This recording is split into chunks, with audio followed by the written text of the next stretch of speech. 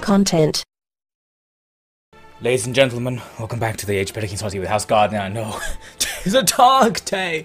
Well, a day of darkness and light. Truly a historic moment in the history of House Gardener. For House Bolton has offered map information. No, that's not it. We'll just accept that. We don't care about that. Sorry, House Bolton. We've got more important issues to deal with. Finally, the long-awaited thing that's going to happen in the hot seat has actually happened.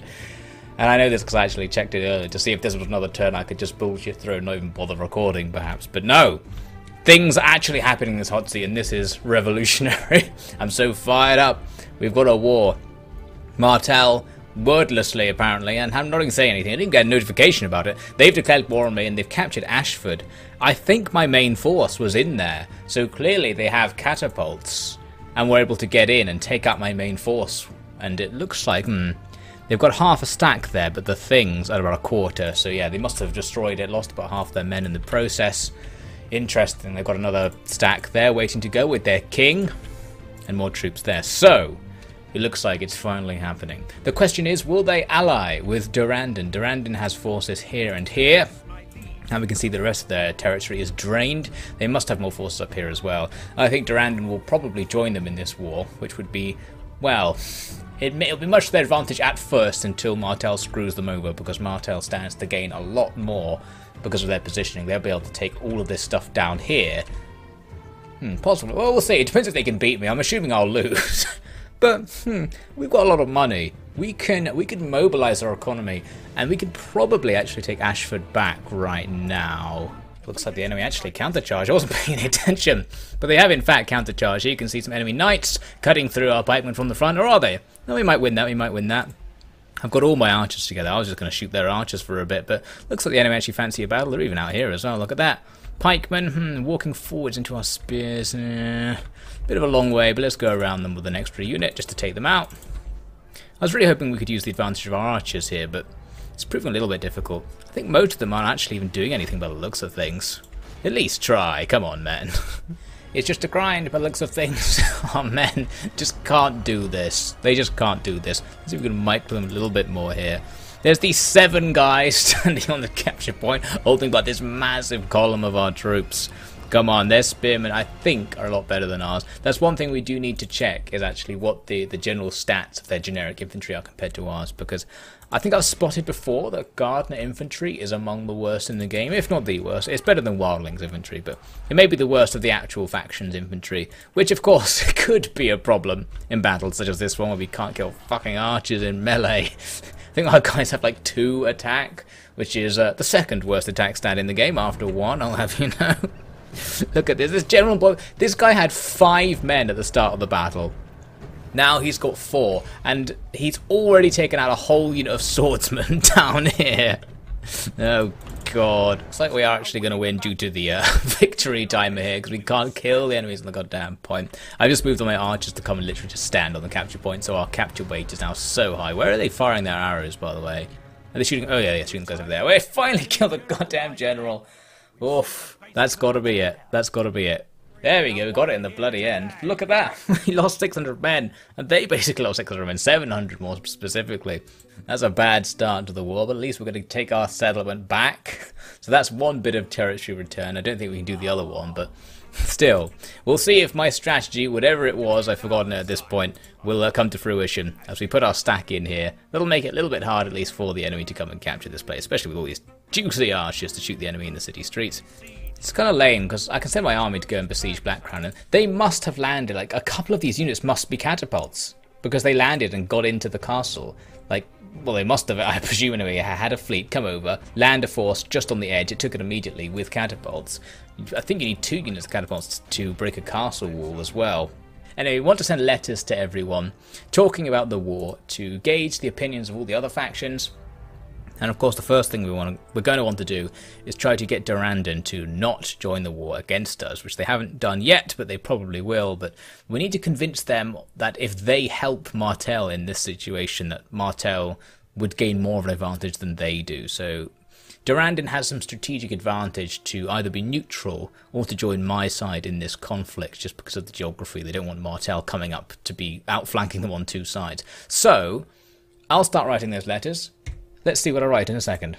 Here is my rather lengthy missive to Durandon, being perhaps the most important player. I thought I'd send them a very formal and considered message. We say thus: Lords of Durandon, by the Seven, such treaties the formerly esteemed men of House Martell have broken. Their attacks, although perhaps faltering, have proven their worth as oath-breakers, their reputation already soured by their constant killings of any who might offer them reasonable parley. That's a reference to the killing of my diplomats, which you may not know about, and you probably won't get that reference, but we're putting it anyway. Roleplay! I reach out, thus, to you as their friend, with considerations to discuss. I understand you may be under obligation to aid their forces, and you may even desire it. But those who call themselves a friend to Martell are called only a pawn in return. That much is clear. And I need not point out the depth of folly that would come from allowing yourself to share yet another flank. Actually, there, with their belligerent empire, is what it should say. I will ask nothing of you, for I have no right to do so. I only hope, for your people and mine, that your rulings will not see a desert king upon either of our thrones. King Garth Isildur of the Reach. We will send that message, I think. Hopefully, we will save the game because it's probably going to crash. And I want to also send a message to Lannister, my ally. They're not in a position to take part in the conflict, but I would like to, at the very least, establish with them a desire to avenge me should I lose. So let's do that. Alright, here's my message to Lannister. Nobles of mighty Lannister, foul news I bring you this day. The Desert King, tearing up his treaties and killing any diplomats who protest, has given in to his madness and brought a mighty host into the Reach. Already great battles have claimed many lives of we Gardner and the foe Martell, and which side will come out on top remains an unanswered question. I was supposed to write an unanswered question. Remains an formatting completely messed up. Just had to remove that sentence entirely. Anyway, I understand that you are in no position to aid our forces, as some may call upon you to do so as our ally. So I ask only for your solidarity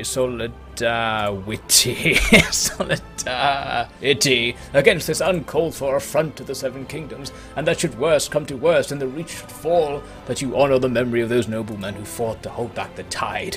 Good health and life to you and your family, King Garth Isildur of the Reach. We'll be sending that off as well, and we'll be saving again. I don't know if I want to write to anyone else. It's turn 26, and of course, the war is heating up here in the House of Petty Gardener. Hotseat. Yeah, we're going to call it that. We're not going to correct that mistake. Right. House Lannister says, "Greeting, King Isildur." I'm glad he knows my real name. This is bleak news indeed, and a raven has been sent immediately to King Kedran of the Riverlands front to seek his counsel on what to do on the matter. So this was from me. I told Lannister that we're being invaded, just so you know. So he's telling someone else that we've been invaded. Well, as long as everyone knows, that's got to be something. His liege has often spoken of how he regards House Gardner as faithful allies, and will most likely be angered by this news. Well, that's good to see. Signed, Peter Liddon, acting governor of Casterly Rock. Sealed with King Kedran's authority. Well, that's good to know. And sent by a raven. TM. It's like a sent by iPhone thing. Is that what that's about? Anyway, good news. We won't rather reply to that. There's nothing really to say. So it seems that House Martell has come to attack Starpike. Last time I was wondering whether they'd go and take Ashford again, because they took it and then we took it back, and I thought maybe they'll want to make this a vendetta and we'll again go for Ashford just to kind of prove a point. But they've gone for Starpike, probably the better choice. And it looks like they have another army here, which maybe that one will go for Ashford. So, oh, look at this, Durandon. No, they didn't reply to my message asking them, what's going on, and they put that army on this board here and another army in this keep. It seems pretty obvious that they're going to invade here. Look at that general. Look how many stars he's got. Look how hot he is as well. Jesus Christ, this is a real superstar. Oris Dundarian. He's super loyal. He's really good at leading angry mobs to conquer empires. And he's very well groomed. Oh, Oris Dundarian. Oris! Now, aside from the heartthrob, Durandon has very little by the looks of things. There's nothing back here, according to our spies. Now, there's a full stack here at Hayford. And, so they're probably going to attack through here as well. So that's good to see. And look, the Lannisters are attacking those guys who I'm at war with for some reason. Right. All good to know. And what about down here? I forgot. Didn't I send an army over here to try and take Blackcrown? I swear Blackcrown had 3 units in it last time. And I sent an army in that direction to go and start, taking it. But I don't know, they've pulled some more Martell magic. My army's dead, I guess, and their army's doubled in size. They must have somehow landed troops, fought my army, and then got those guys inside the castle, which I didn't think was possible. I'm always really confused about what the rules are about landing troops. I always thought if you landed troops, they couldn't act in that turn, even if they landed into the zone of control of an enemy army. They would just get stuck. But I guess not. I think the guy, Old Turtle Warriors, controlling Martell is like a total expert in Medieval 2, as far as I can tell, based on how he's been playing. So he probably knows how to do it. So that is a shame. It means this city, Old Town's probably going to go down because they've got another stack right here. Okay, that's the thought. You know, the thing is, I might have complained about this in a previous part. I might have edged it out. With the catapults and spies and stuff, so that gates can be opened in siege battles, the attacker has a pretty big advantage. Because you have things like what just happened here, where you just lose an army and you don't really see what happened. It's just gone and you don't really have the opportunity to do anything about it. So what they can do is just do that to all of our settlements. So like these stacks here can just go around all these settlements and just taking them. They're always fighting the AI. So he'll probably always win. And we don't really get an opportunity to ever counterattack unless their army ever happens to be like out in the open standing in front of one of my fully garrisoned towns. Which I don't think he'll do. He can just go into a fort and just generally try and stay away. So what we're going to want to do is turn this around. We're going to want to turn this around. It's time for some Zhuge Liang style strategy. Yes. Oh, I can sense it now. Okay, the strategy is building. What we're going to want to do is ignore the fact that they're attacking us. Now that might sound like a very controversial strategy. We're going to have to ignore them and allow them to take our territory, because I don't think we can stop them from doing it. So like attempts to stop them will only slow them down. Like this garrison in Ashford. If this army came to attack Ashford, they would take it and the garrison would be lost. But if I took the garrison outside of Ashford, they would still have to do a battle to take Ashford, but I wouldn't lose my army. I would only lose the settlement, and the army would be somewhere else, possibly where it could counterattack, you see. So basically, whenever the enemy comes near our front line, our forces need to get off the front line unless they can make an attack immediately. So we need to draw the enemy into our territory, taking losses, to try and put them in a situation where we might actually be able to attack and destroy one of their armies. Like if they fortify near something that has catapults, or if they go into one of our towns and the walls are destroyed or something, we can like immediately counterattack. Something like that is all we can do. I believe anyway. We're going to go with this strategy because, you know, I've got other things to do. I'm writing a very important script right now, and this is really interrupting it. So, same thing against Durandon, really. It looks like Durandon might be planning on coming down and left, which actually would be perfect for us. That would be perfect for us because this area is less important to us, because our main defensive line is going to be up here on this river, and what we can do is actually just attack them the moment they attack us. And I feel like Durandon is a lot more cautious than Martell, perhaps less aggressive, and they are more likely to be cowed by suddenly coming under attack as soon as the war starts. So if we simply move an army into their territory and start threatening things. Where's their capital? Is it that one? No.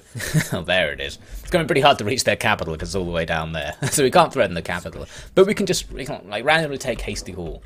And that might cause one of their stacks to turn back. So our defensive move will be to just attack them and make them have to go back. So I think that can work. That could work. Against Martell, yeah, not much we can do really. Oh, I just remembered, ladies and gentlemen. Something very important. Where's the family tree? Fuck, we only have one person in our family. Oh, basically, I've been in 2 other hot seats. Oh, I've been in a few other. There's been 2 other hot seats that I completed by losing. So 2 of the hot seats I've been knocked out of. And in both cases, it was because I lost a family member and it caused the entire faction to rebel. So if the people in this list die, you lose, regardless of how well you're doing. And there's only one person in our list, and it's Garth, King of the Reach. He's the only member of our family. I swear we had another one. I think, yeah, it might have been this guy. Mern was our other family member. I think he might have been in the army that got annihilated out there, and I was so sure it wouldn't. So that's good news. So basically, if this guy dies, we lose the campaign. So what we want to do is just have this guy just be as far away from anything In fact, what we want to do with him is put him like up here next to Lannister, because as our ally, what we might be able to do is if everything goes wrong, we'll make a trade with Lannister. So we'll go to Lannister and say, can we have, like, say, this random island or something? They'll gift us the territory. And as long as we have our faction leader alive, our faction will still exist if we have one territory and one member of the family. So we can hide up there as like a Lannister vassal and plot our glorious revenge. I actually love fighting defensive wars. I think like guerrilla-style, annoying defensive tactics is my speciality. So anyway, we're going to go on to it. So we're going to prepare for that plan. So that's our emergency plan. You can just basically walk off there. Hopefully he's well out of range of everything, so he won't die on the way. Aha! Aha! You can see that there are catapults inside Hayford Castle. So that means they can probably take either Willowwood or Atranta immediately if they want to. If they attack Atranta, we can move in with this army. We put this army halfway to Atranta. They'll take it, and when we can attack with the catapults of this army to counterattack and combining with the forces from Willowwood. That's the plan here. So we'll leave one unit inside Atranta to force them to have to do a siege battle. So if they attack Willowwood, at least they're up there now. They'll probably defeat our army, but they'll take a less important territory. And if they don't, then we'll counterattack at Atranta. The fleet will come to dock at the city. And now what we're going to do is put the entire army in this fleet. We've only got 4 ships, but I think Martell hasn't looked like they've had that many ships. Maybe 3 in the area, so they might not be able to stop us. And what we need to do is just next turn, hopefully, if this ship's still alive, just go land it like down here and just start taking these islands. Taking the settlements on this island, which we should be able to do. That's the plan. Or, you know, maybe, well, I don't think we should go down here towards actual Martell territory, because they'll have plenty of time to build up ships and stop us. We need to make this as short a journey as possible. But anyway, that's the plan. We need to leave one unit inside the castle, of course, just so they have to bother with the battle to take it. And we might as well also do Scorched Earth, because if we're so sure they're going to take it, we could completely wreck it, which would also reduce the chance that they will bother taking it. Interesting, I put my army into the ships and destroyed the docks behind them. Guess we can't come back now. But yeah, this is basically just going to absolutely ruin things for everyone. Oh, I'm such a troll, but this is actually quite fun. We can't destroy everything, unfortunately. We can destroy most of it. Very good. And now, the ships simply make their escape. I could leave them right where they are. I'm going to sail to there because that way it looks like I'm trying to come back around into my own territory. And, you know, then I can sort of fool them by landing at these docks or something. We'll see, we'll see. That'll do for now. We'll see what happens. Will Devon's master strategy get him killed? I'm most worried about here. I'm most worried about that some trickery will happen to allow this stack here to get all the way over and just take everything, which is a possibility. You can see regular infantry can do it. So if they have like spies, they'll be able to open the gates and attack, and we'll get screwed over. But luckily now the what's-his-face has escaped. That won't be the giant disaster it would have been if I'd forgotten about that. And we'll see what happens, basically. We'll see what happens. So until then, ladies and gentlemen, I will see you in the next horrible episode of the next horrible Age of Petty Gardener Hotseat. Go on. Struggling with the end term. Don't crash, you son of a bitch. I haven't saved a tool during this turn. Come on, you gotta do this for me. Oh, I nearly died, right? Go on then, House Martell. See what you can do. And don't sink my fleet, by the way. I know you want to, don't do it. It's very important that you don't. Oh, we're gambling now, aren't we? Amazing. So guys, remember to like, comment and subscribe.